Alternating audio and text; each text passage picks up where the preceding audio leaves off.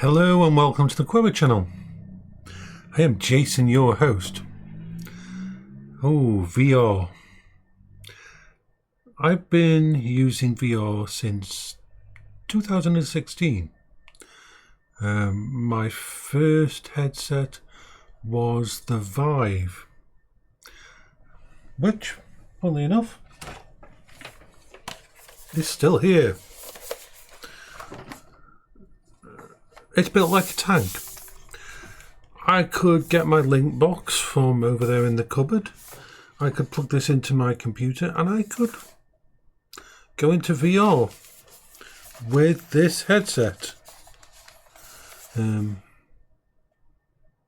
Yeah.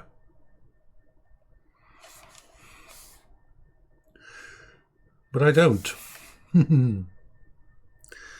It's kept for old time's sake now.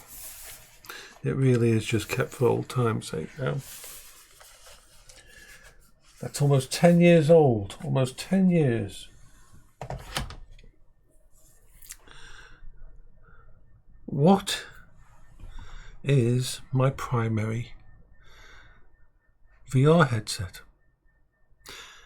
It's still the Valve Index.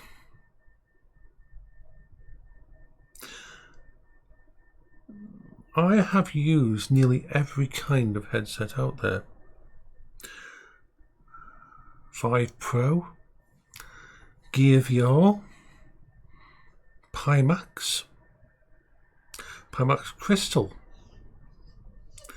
and Quest 2, Quest 3, and I always come back to the Valve Index. And why is that? My use case for VR is different than most. Ever since 2016, it has been part of my coping strategies for ADHD and my autism. And it has helped with my bipolar too. It isn't something that I do because I want to game. It isn't something I do because I'm bored. Every single day since 2016, I have put on a headset and used some kind of software, some kind of game to help level out my brain. It has literally been part of what has kept me independent and able to live alone. It has helped with my independence. It allowed me to do things that I could never do in real life. In real life, I couldn't go to a local pub. I couldn't go to a karaoke bar.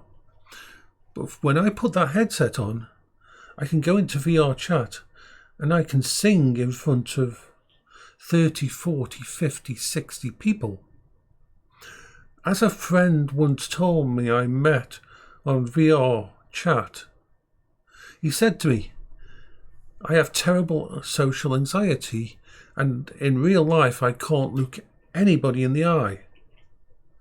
But when I'm in VR, when I'm in VRchat, I can look people in the eye when I talk to them or look at their virtual avatar. Virtual reality is amazing to help with mental health issues. So why have I stuck for 6 years with the Valve Index? It comes down to a few very simple reasons. First of all, the reliability. It just works. Now, I'm not talking about the Todd Howard version of it just works. I'm talking about an actual item that does just work. No matter what computer I've plugged my Valve Index into, all I've ever had to do is turn it on and it has worked. There has been no worry. There has been no messing about with extra software. plug it in, turn on Steam VR, and it works. The second part is the comfort. The facial interface for the, and I have a lot of these, I really do have a lot of these now. The facial interface and the material used for the Valve Index. This was the first time I put on a headset and I actually started to forget that I had a headset. This was the first time when I had a headset that was so balanced on my head that I could stay in VR for hours and hours and hours and not have to worry. I have a Childex in here, fan. But the fat fan and this little facial thingy, which was more just a fun thing, are the only changes I ever made to this. It was the first headset that I didn't need a sound system, that I didn't use my headphones with. It was the first headset that had sound system that blew me away, that I actually started watching films in VR because the audio system in the Valve Index is so fucking good that I had no need to change. And to see what the scene was so bad back then, and even now for some parts. I had a friend who bought a Valve Index, and he was so used to using external headphones that he didn't even try the headphones on the unit. He instantly took them away and put on his thingies until I convinced him to try it, which took a lot of convincing because he was so used to headsets that had absolutely crap audio and mics. And let's talk about the mic as well. I can use this mic for talking, fine. I can use it also for karaoke in there. It is a brilliant mic. So when they created the Valve Index, they created an entire unit. They didn't just focus on the lenses. They didn't just focus on the audio. They didn't just focus on the comfort. They focused on everything. And they got it pretty much right for everything. The only headset I've never had to mod. I've never needed to mod this in any way, shape or form. And it's the only headset that I've ever come across like that. I love it. When I go into VR every day, when I do Beat Saber, when I go into VRchat, or when I play one of my VR games, this is what I...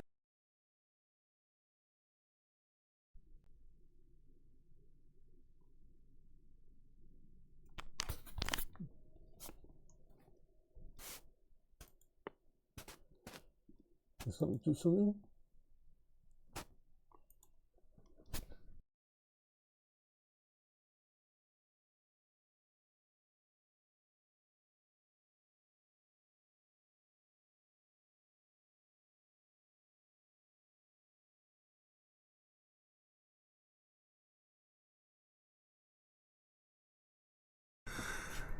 So, the Valve Index was the complete package, and part of that package was these. These are still, in my opinion, and many others, the very best controllers you will ever use in VR. It's sad that these were the pinnacle and we haven't seen anything out there that is anywhere close to them. In fact, a lot of headsets come out these days and they don't bother do controllers. They just say, oh, use some Valve Index controllers. I went from the ones that came out with the Vive systems and that to these. And do you know what the most wonderful thing was the first time I put these on? That. For the first time ever in VR in 2019, I was able to release my death grip. I'd spent so much time. Give me a sec. Just need to do something. Sorry about that. I had to go down and bring in the bin. This was such a game changer, these controllers were. Anybody who did the Wii Fit and that knew about the controllers and how the Wii Fit, you had to hold on really tight. These you didn't. These, no matter what, just stayed on. And once again, it used the same material from the facial interface that was comfortable.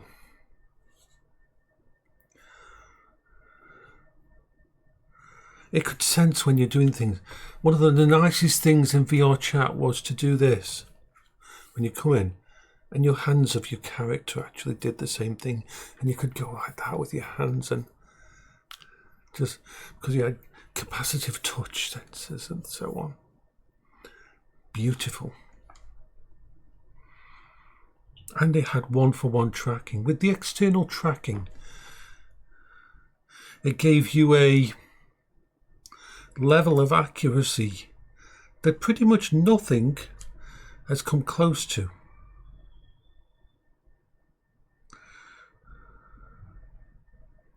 It spoilt me for anything else.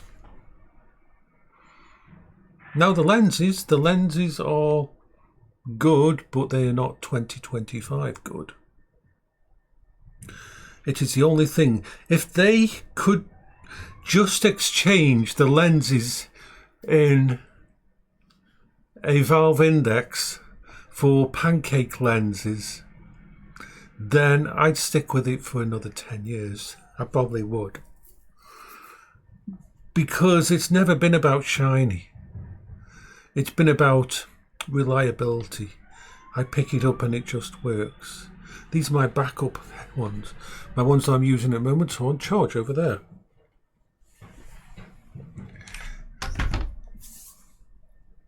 At one time, I was actually given my first Valve Index by Valve themselves. They read my story about my disabilities, about the problems I faced. Yes, I know, Saki. Yes, I know. You want attention, don't you? And that was amazing. At first I thought it was a scam. Of course you would. When someone contacts you on Reddit and says, hey, do you want a free Valve Index? No strings attached. You don't have to do a review or anything. It's just, we've spread your story and that we wondered if you would want one. And I was like, is this a scam? They said no, and I had to contact them at actual Valve, and it was like, okay, wonderful. It was amazing, that gift was. And I've been involved with them ever since then. Done a little bit of beta testing for a few minor things. But mainly, I've just been giving feedback because of my use case, because I use it on a daily basis, because it's not used just for games. My use case, my tracking of the system, my thingy can be much more at a different level. Now, of course, I have a backup because my old backup actually used to be another Valve Index, but I didn't give it away. I traded it for things for a friend who was upgrading from HTC Vive. And so the one that I bought myself, I traded away and I kept the one that Valve gave me, of course. But I always need a backup. My backup used to be a Quest 2, which was fine as a backup. If I hardly ever actually used it because this was so reliable. The only times I really used it was when it was so hot that I didn't want to turn on my computer. That was the only time that the Quest got used. was when I didn't want to turn on my main computer, when I was using my laptop, when I was trying to limit the amount of heat output. And now I have this. The Quest 3. I love it. But as you can see, it's highly modified because the strap that the Quest 3 comes with is a crime. The strap that they give you with the Quest 3 is an absolute fucking crime. It's horrible.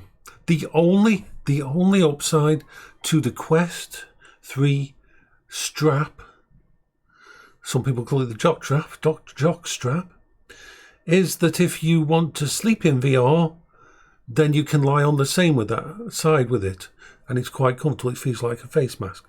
But apart from that, there is so many problems with the Quest 3. Battery. Oh my god, fucking hell. This thing eats its battery. It lasts about 1.5 hours to 2 hours. 1.5 hours of intensive use, and this will go from 100% to 0. That's hardly enough time to have a bit of any kind of fun in VRchat and that. So the Bobo headset with the battery here takes you up to about 3-4 hours use, and of course what you do, you put this on here. This charges the main unit, and it also runs the fan, which is wonderful for the summer. So if I'm not using my main PC, I will use this. And what happens is this runs out of charge and the battery goes dead. I put that on charge and can still continue using this because this will have been topped up by that. So this will be at 100%. And there's a good chance that this will be recharged by the time thingy. I need to buy another couple more of these Bobo VR batteries. I really do. The lenses on the Quest 3, absolutely amazing. I love them. I do. But even with all the extras and that, it never feels as comfortable as my Index. Even with the ability to play without a wire, without tether. That's never bothered me really, because my tether is up on a pulley system and it's set up really nicely, so I hardly ever feel it at all. I use this with virtual desktop, and I've got Wi-Fi 6E in this house, very good Wi-Fi 6E, that connects to my server downstairs, which contains all my VR games. So via virtual desktop, this hooks into my server downstairs if I want to use it like that, and bingo, I have access to all my VR games like that. One of the big problems with the Quest 3 for me was the controllers. After you've used these, after you can hold them anywhere, behind your back, down behind your side, anything, you can shoot behind you and stuff like that. Going to a Quest controller is painful at best, torture at worst. So I did the silly thing, which is justifiable from my point of view. Because I had tried and used the Quest Pro in the past, I got a couple of Quest Pro controllers and paired them with my Quest 3. Now, for those that don't know, the main difference between the Quest Pro controllers and the Quest 3 controllers is these have 3 cameras on them. They have cameras at the front side there and above, X, Y, Z. Which means once these initiate and connect to your Quest 3, they track themselves. And this is the closest we've ever come to outside in tracking. Remember, this tracks itself via my base stations, via the lasers on the base stations around my room, giving you pinpoint accuracy. A normal Quest 2 controller has to be tracked by the cameras on, and the gyro sensors inside it, which is okay-ish, and the thingy, but it will always, as you'll know, you take your Quest 3 controller or Quest 2 controller and put it down at your side. If you've got long arms like me, then it will occlude away from these cameras. And I always found that when I was in VRchat talking to people, when I tested it out, that my arms would go off in a distance and stop tracking because my hand, I'd just be holding my hand at my sides comfortably. And because it was just in a position where the cameras from the actual headset couldn't see it, it would desync, which I hated, especially coming from the index controllers. These don't have those problems. It's the only really nice thing I liked about the Quest Pro, because these have those 3 cameras on, which means I can do this in Beat Saber and it still tracks. I can play fighting games or shooting games and shoot behind me with the Quest Pro on, Quest 3 on, and this tracks it no matter what, because it's tracking itself. It's not relying on the headset, which is wonderful. But even though I have all that modern kit, it is still classed as my backup. I still would, every time I go in VR, I reach for my Valve Index. It isn't just because I'm used to it.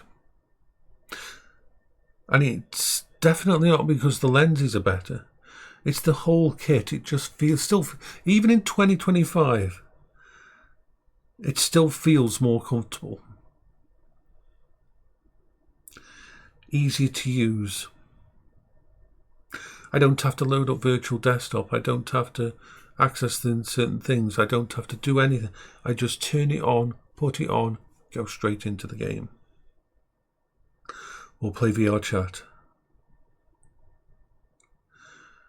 That is my 2025 view of the Valve Index. And why I will probably still be using the Valve Index in 2026 and beyond. I will always have a backup because my use case is a necessity. I can't go a day without using it. It affects my mental state. My mental state can change if I don't do it. It's very important to me. So I have to have a backup just in case. But I hardly ever have to use that backup. It's usually only just because when it gets hot and I turn off my main computer and use my ThinkPad, which cannot run VR. It could probably run the Vive. You know, I should try that. I hate to say that, but I should actually try running the Vive on the actual ThinkPad. That would be an interesting idea. Anyway, bye-bye for now.